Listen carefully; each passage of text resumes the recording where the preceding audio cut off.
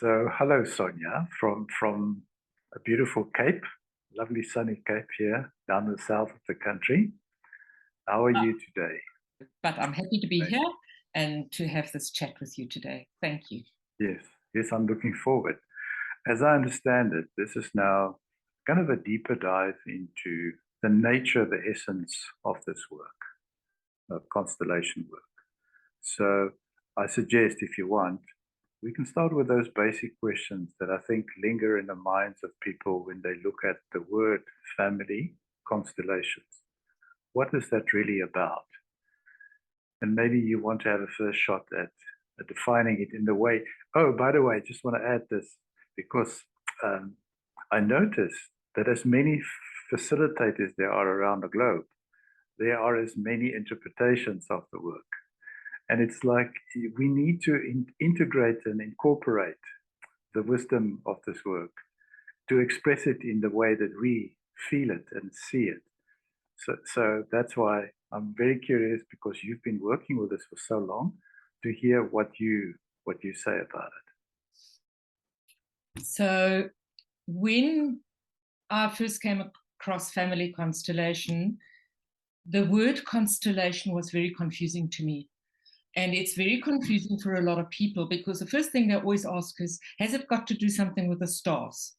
And then my answer is, no, it has nothing to do with the stars. But already the mind has drifted off to something completely different. And then I started looking at the German word, constellation. And Bert Hellinger, the father of this work, was German. And so in German, constellation is used for the interaction between people, the interaction between certain elements. So that is how the word constellation actually became what we now know as family constellations. It comes from the German word Konstellation.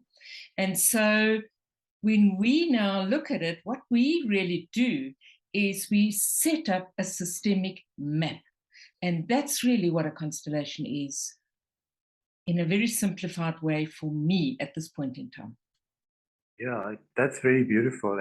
And immediately what I pick up there, when you say the interactions between people, I would immediately jump to the question, so are these interactions between people always overt, conscious, aware interactions, or are they also mostly subconscious, overt kind of? Overt, yes, that's the right word. No, hidden. Are they also hidden, these interactions? That we do them like on autopilot, not realizing what the implications of our interactions are about.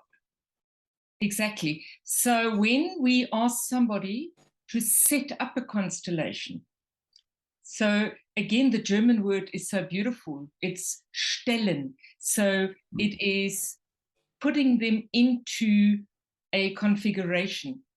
So when they put the people into a configuration, then that is very unconscious because there is no logic when they place the people. So that's very subconscious.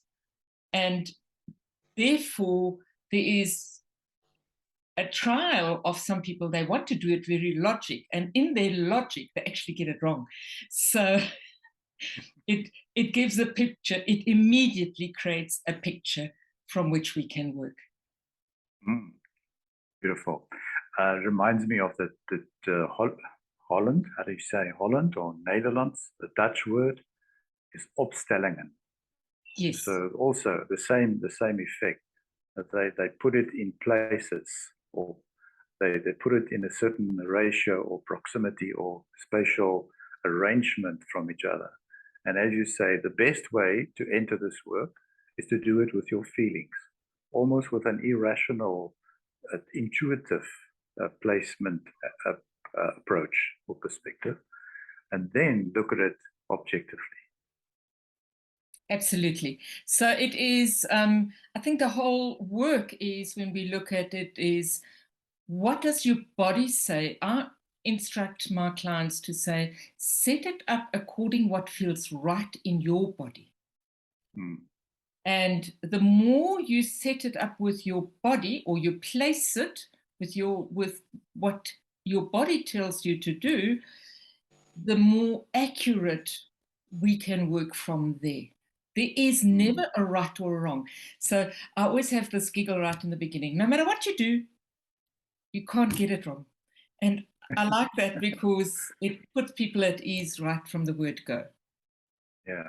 And this work is an alignment of the mental intelligence, the emotional intelligence, and then I would like to call it the soul intelligence, which we call our higher self or God or whatever.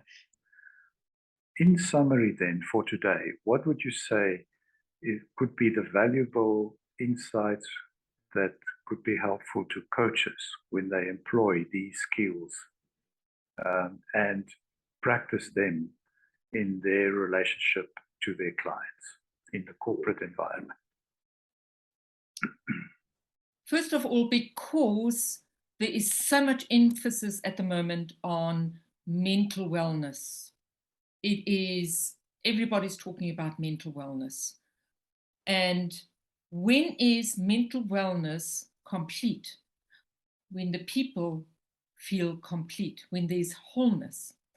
And each organization needs to come into alignment as well, because it's got people that have families at home, that have issues at home. Those people need to be accommodated. Their emotional, mental, and spiritual wellness needs to be acknowledged. And so that is a huge, huge, huge focus that every company has.